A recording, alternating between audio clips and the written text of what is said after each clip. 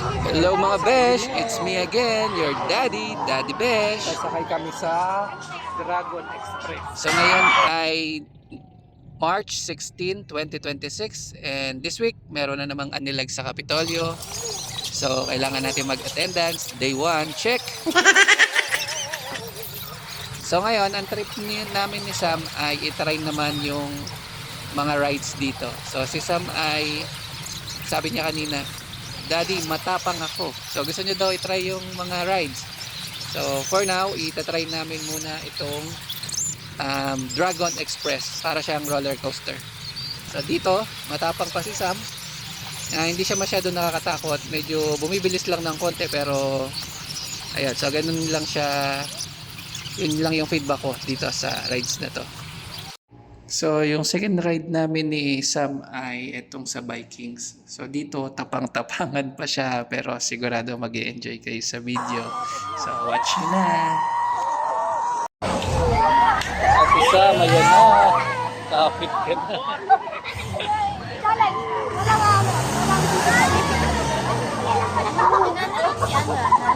Nanay ni Fiona.